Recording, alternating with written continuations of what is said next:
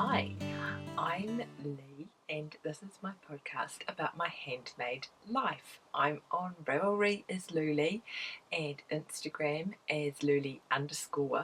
I sell knitting bags at Shop Louleigh on Etsy, but you can find links to all of my online places at louleigh.com. And today I am wearing my neon cardigan by Hohi Locatelli, which I wear a lot, and if you follow me on Instagram you may have been involved in choosing buttons for this cardigan. However, I haven't sewn those on yet. I wear it a lot, I just haven't sewn the buttons on. They're beside my knitting chair with all the stuff I need to sew them on, so yeah. The other thing that I'm wearing is this rather fabulous t-shirt that I was knitted. And yeah, wouldn't I love to have all those? I wasn't knitted this t-shirt, I was gifted it. Oh well. Never mind. Anyway, it's this rather fabulous t-shirt that I was gifted with a knitting octopus, and sometimes I wish I had all those arms to be knitting with. Welcome to the podcast. It's lovely to have you here and be chatting with you again.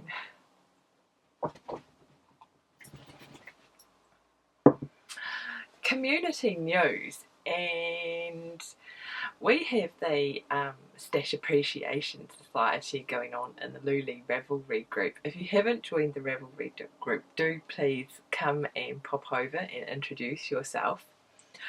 I'm looking down here because there is a little fellow that has just started to wonder why I'm talking to myself and not to him. So, do they want to see you? Do you want to come up? Okay, come on, just for a little bit. Here we go, I'll lift you up. Yes, so, actually, in truth, this fellow probably just wants to come up here so he has a good vantage point to look out the window to inspect the garden for cats. Yes, to patrol the perimeter. Anyway, you're going down again. I was talking about community news and the Ravelry group. And we've got ghosts. Anyway.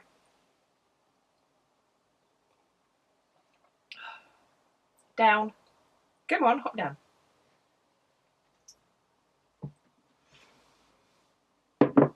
Community news and the Ravelry group. If you haven't come and introduced yourself, please do. It's always nice to meet you over there and to find out who's watching.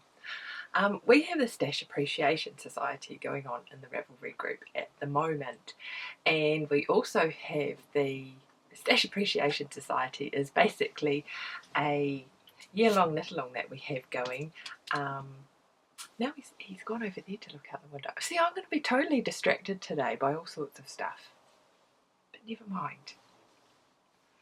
Stash Appreciation Society is a year-long knit-along that we have going on in the Ravelry group to reinvigorate our excitement about our stash. And I have a confession. I haven't read out the tally. Now he wants to go out the door. Stand by. Off you go then. Go and find your bone. Yes. So this year I have been keeping a... You're back. It's going to be like this today. Stand by. I'm going to go and find his bone for him. We'll see if that works. Okay. So now you're probably going to hear crunching. But anyway, I forgot where I was. I think I've told you what the Stash Appreciation Society is, and I think I've told you that I was going to confess. Coffee.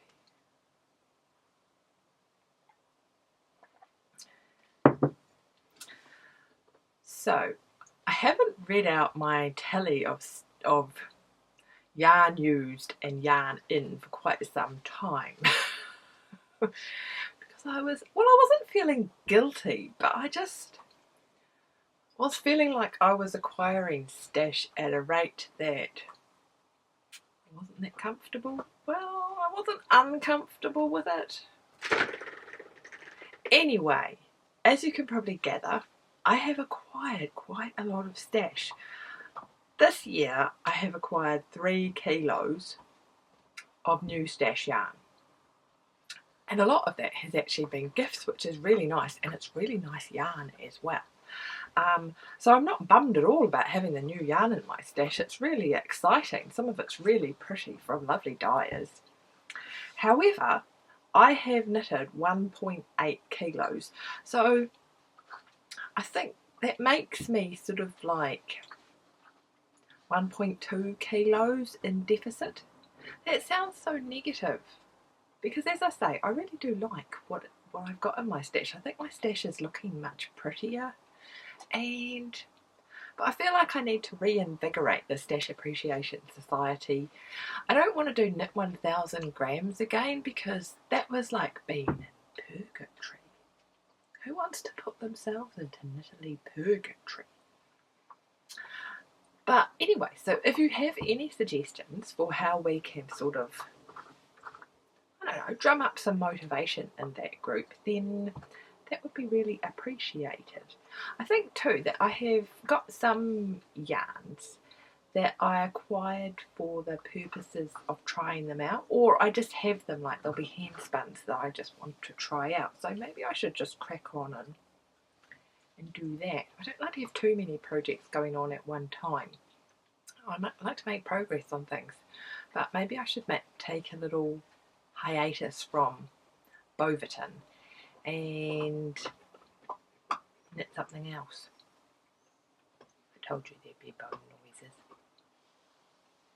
Anyway, so the upshot of that ramble is that if you have any ideas about how we can kind of reinvigorate the Stash Appreciation Society and maybe something fun we can do together, then I would love to hear them. This week I have a finished thing, and this is something that I showed you. I think I started this back in June. I'm going to try putting this bit of cardboard behind it. This is the doily that I had made. So this is some hand spun of mine. Is it around the right way? Yes. This is some hand spun of mine that I did last year from a sample from Fondant Fibre. And I spun it on, I think I spun it on my Acreworks drop spindle, which I don't have handy. But I decided that I wanted to just knit it up into something just to see how it would knit up. I don't know what I'm going to do with a doily. Just make sure that's focusing in the right spot. Yeah, and this was quite fun to do. I also did it because I've actually put beads in this doily, which was another adventure. The pattern is called Tulip Estonian Inspired Lace Doily. And if you haven't knitted Estonian lace before with the noops and things in it, then this is a really good place to start because it has some of those techniques that you might not find in other lace work traditions. So if you just wanted to try out things like the centered cast on,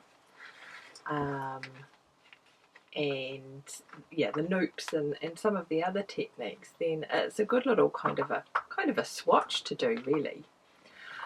So I really enjoyed the pattern. However, it would have been a lot quicker had I not put beads on it. And I used Kristen's tutorial from Wool and Vine on how to put beads and things, which was very clear and very accessible. However, I thought I would do something different. Because in the last row I was knitting the noops, I had to knit 5 together, so I didn't really want to have to fiddle around with beads at the same time. So I had a cunning plan. I thought I would knit the row and do the knit fives together. Actually, that's another thing I should tell you about. Yeah, so I thought I would do the last row and the knit fives together, and then I would just slip the stitches on the last round and add in the beads. So that's what I did. However, what I learned the hard way is that if you add in the beads as you go along, of course you create enough slack in the stitch to accommodate the bead and your needle. If you add them in afterwards, then there's not enough slack in the stitches, so all the stitches on either side just get tighter and tighter.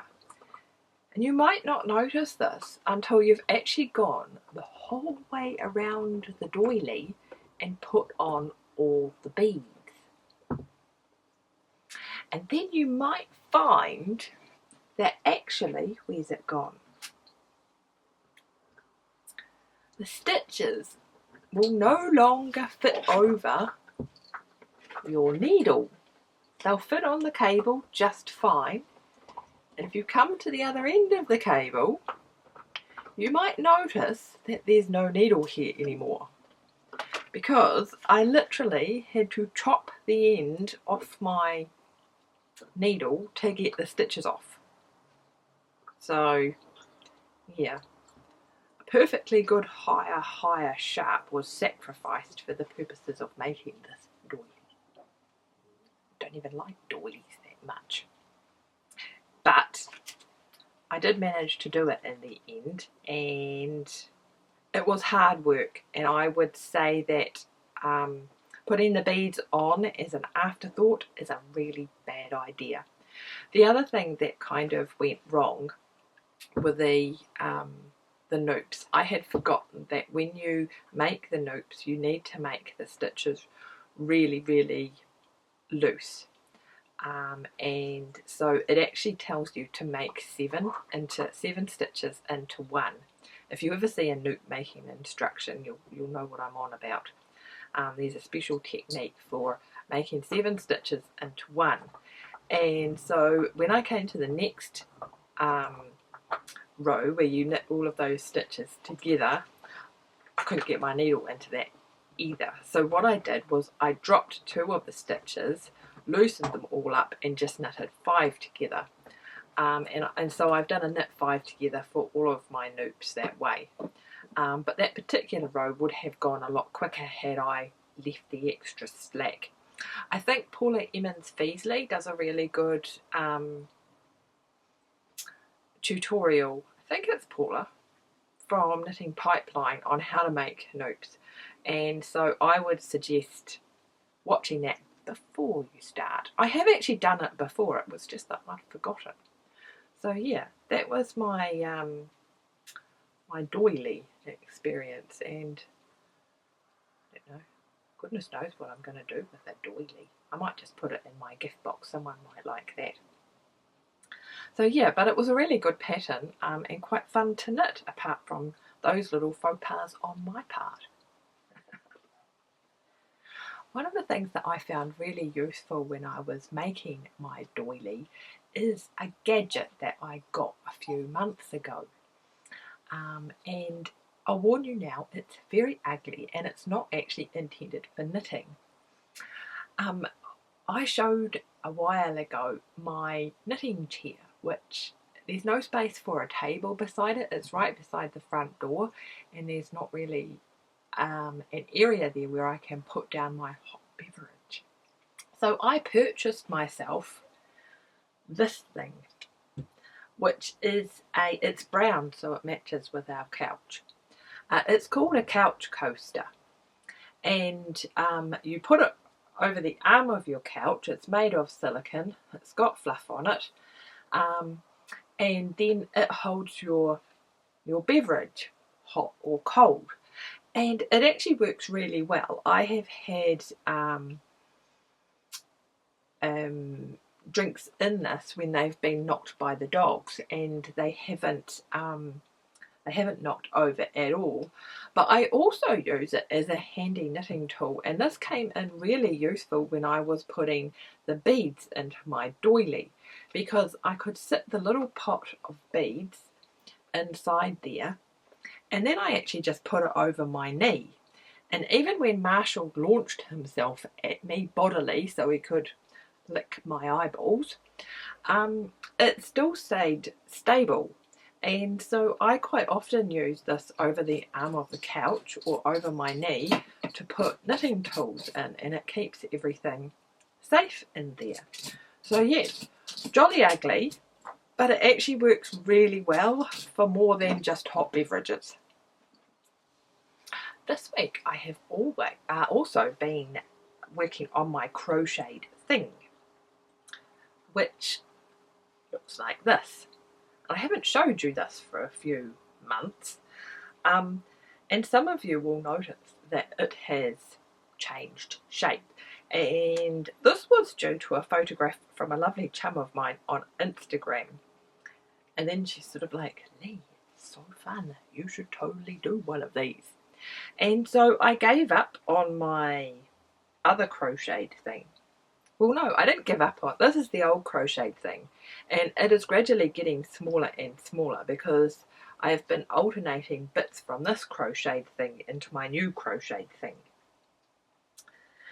And I have a love-hate relationship with this crocheted thing because I think it looks really ugly, but it's super fun to do, and I'm really enjoying adding in little mini skeins to it.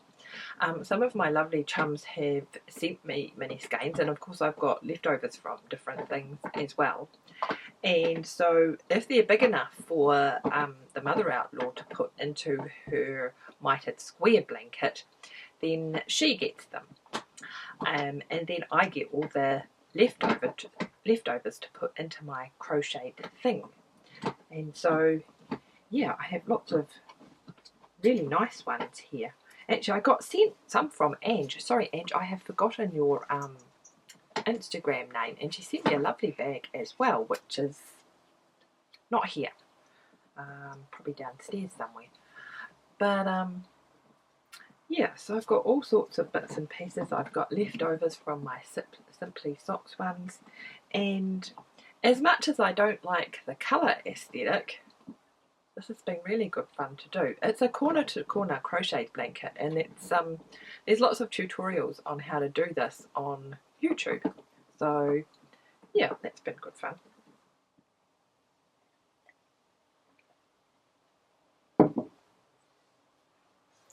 This is the sewing segment. So last Friday I had planned to crack on with my Jelly Roll Race quilt. Hi. Up down. My Jelly Roll Race quilt. As you can see, this is the episode where I'm pestered by dogs. Yeah, however, the postman came on Friday when I was at home, and I didn't hear him, and so my batting went to the Royal Mail depot, because for some reason delivery people around here have an aversion to using the big brass knocker we have on the door, and so I quite often don't hear them knocking. Anyway, that was really frustrating, but I decided to rummage through my scrap box and do something different instead. So I made a unicorn, and this has gone off to live somewhere else. But hopefully I can insert some photos here so you can see what I did. So this was a pattern that I got off Etsy, and it's designed by an Irish maker who's Crafty Cooker.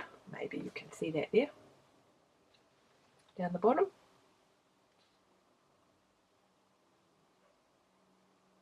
And they usually make their toys out of felt. They have some really fabulous patterns, but this one looked quite quick and easy, and so I decided to make a unicorn. I printed it out with two sheets 2 pages per sheet of A4, so I think I pretty much got a half the normal size of unicorn, so that I could just use scraps for it. And I was really impressed with the pattern. All of the pieces fitted together really well. I'd thought about how the seam allowances should align, so that there was never any funny jolts or anything. And despite the fact that sewing around the unicorn shape was sort of like an obstacle course, it wasn't as hard as I thought it was going to be. It was actually quite easy. They'd made all the curves reasonably easy to get around, even though I'd made it smaller.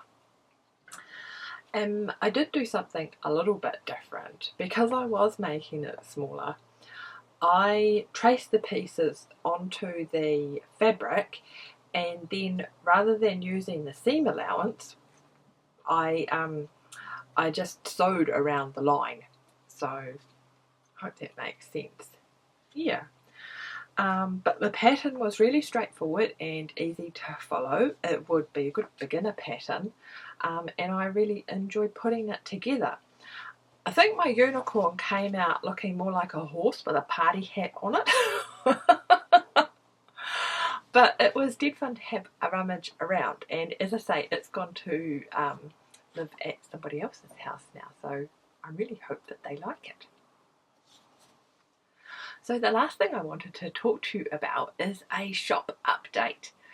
Actually, this week I've been making mini bags, and this fabric, one of the fabrics I've been using, has the cutest little flock of sheep. Isn't that charming? It's like sheep in the distance, just there in a little clearing in the forest. They're so cute. So yeah, there will be the next shop update will be of mini bags. But the thing that I wanted to tell you was that I will be closing the shop for the whole of August, because my mum is coming to visit me from New Zealand, and so the factory will be converted to a spare room. So there won't be any bag updates during that time, just to let you know.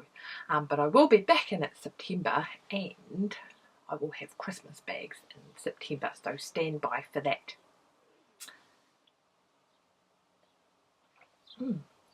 So that's all from me today.